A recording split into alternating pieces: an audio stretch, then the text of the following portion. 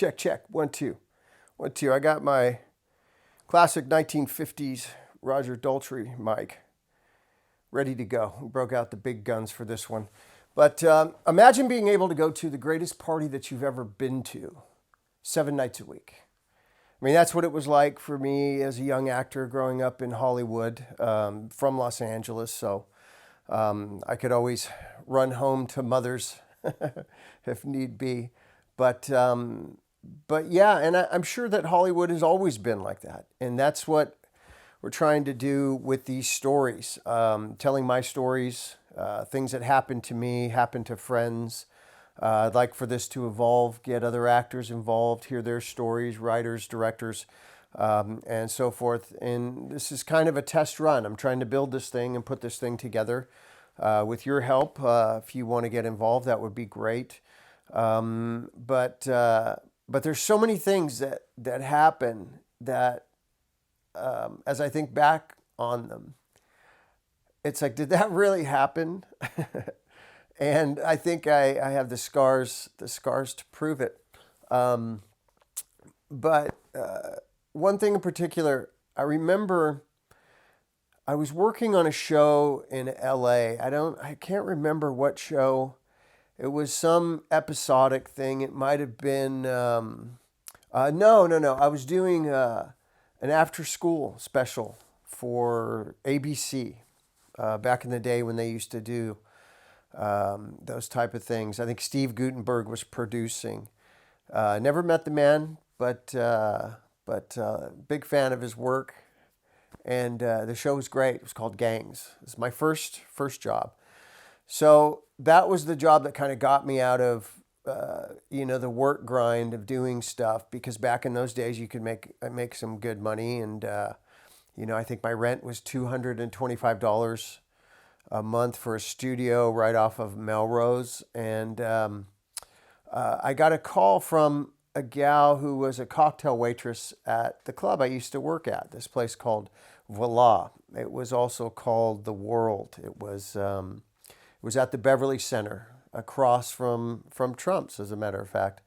And it was the hot place. It was the place to be in Hollywood at that time. I worked 6 nights a week. I'd open at 5 and get out of there at probably 5 in the morning, 4 in the morning, 3 in the morning, around then, and then go to breakfast or whatever. But anyways, one of the waitresses called me and asked me if I would come on down, because she had a date with one of the very wealthy customers. A lot of big high rollers were there. That's where Jerry Buss used to hang out every night.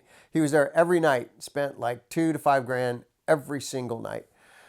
Table full of girls. The Laker girls would hang out there. The Lakers back in Showtime Magic days. And I used to work behind the bar. But like I said, at this time I came down to meet a friend. And she was going out to breakfast with this Saudi Arabian man, very wealthy guy. His name was Nabil. He had bodyguards.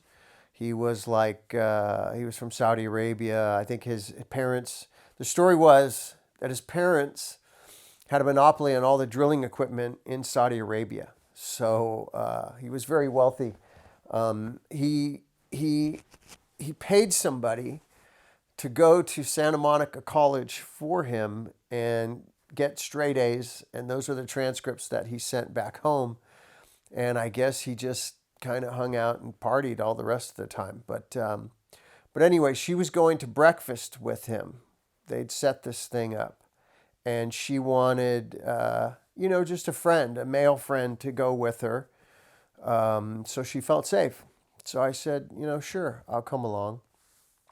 So we went to Penny Feathers on Sunset. It used to be kind of a cool place up there. I don't know if any of you remember Penny Feathers, but really great place. So I sat there and made small talk and had a good evening. And then when the bill came,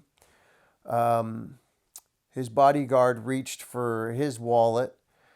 He was the money man who paid for everything. And I said, look, I don't even know you guys. I'm perfectly fine. I could pay for my own breakfast. And the look that he gave me was, I don't want to say it was shock, but it was kind of like, well, he'd never seen anybody pay for anything around him. All the bodyguards were shocked. He was shocked. So I just threw, my $35 or whatever it was on the table and got it to leave. And he said, look, we're having a party at my house. You're invited.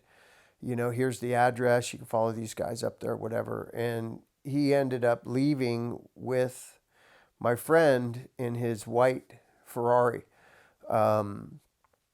And she was fine. Everything was cool. He was a cool dude. And they sped off. So I followed the bodyguards up there. Now, it was summertime. And this is when I had my XT, my Yamaha 500 Enduro. Man, I love that bike. I used to tool that thing everywhere. And, riding up through the Hollywood Hills. It was up in Bel Air or somewhere. And summer night, just in a t-shirt. It was just, those were the days for sure. But as I'm following the bodyguards, we see the white Ferrari and it's up on the curb. Up there in Bel Air, some of the areas, they have really high curbs for the water runoff, I guess. And it was up it was like teetering, right? And nobody was around the car. It was like you went around the corner a little too fast, skidded, went up on the curb, couldn't get it off. So the car was just abandoned, right? So it turns out he lived like a quarter mile away up the hill, the end of this cul-de-sac. So we just drove up. We got there, and it's exactly what a Hollywood mansion party looks like. I mean, people everywhere. This party's just raging. And I know that he hasn't been there in the past, 3 hours because he was at the club before that. So we go in and I see friends that I know, bartenders, bar managers, waitresses. It's, the usual suspects. And I met some friends of mine and they had some friends that I didn't know.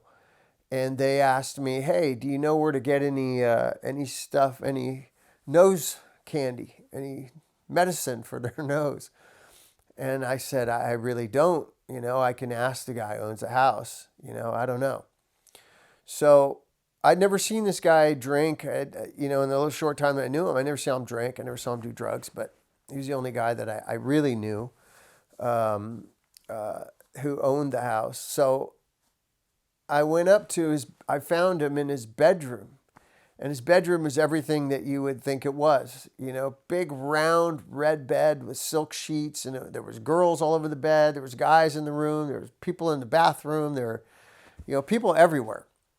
And he was in the middle, there and just holding court and just laughing. And really nice guy, really smart guy too. And I said, hey, these guys asked me, about this certain thing. And he reaches into his shirt jacket pocket and he pulls out this huge bag of blow. And I was like, wow, man. And then he pulls out like a $50 bill and he goes, whack, whack, whack, and he's scooping it all into this billfold, into this bill. And then he folds it. And I think he's going to give me the fold, which is like packed. And he hands me the baggie. And every single person in that room just stopped talking. They were like, huh. And as I walked out, I could feel everybody's eyes following me out the door. So, I went back downstairs and these guys asked me, they said, hey, were you able to get anything? And I said, yeah, I got this. I pulled it out and they were like, oh my God. So I just gave them a bunch and gave these girls a bunch and just, they put it in a piece of paper or whatever. And then I turned around and I went back upstairs.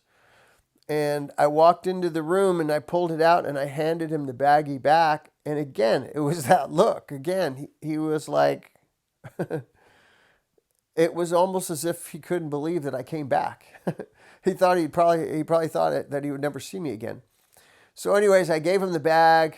I came downstairs And everybody's partying. They're having drinks. There's champagne in the refrigerator, and we're drinking Dom Perignon and hanging out. And then the party kind of moves down, or a section of the party, and some of the friends I knew moved down to the pool, and there was some skinny dipping happening, and people were jumping. I was like, there was rocks and a waterfall, and no, it wasn't the Playboy Mansion, but it looked like it. And all this was going on.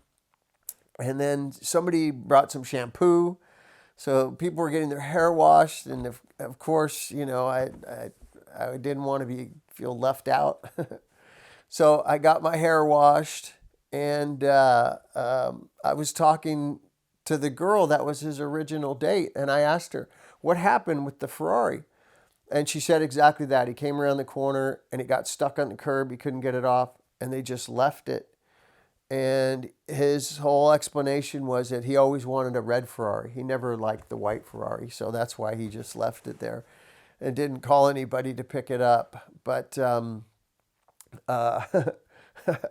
so at the end of this, I remember I was in the pool.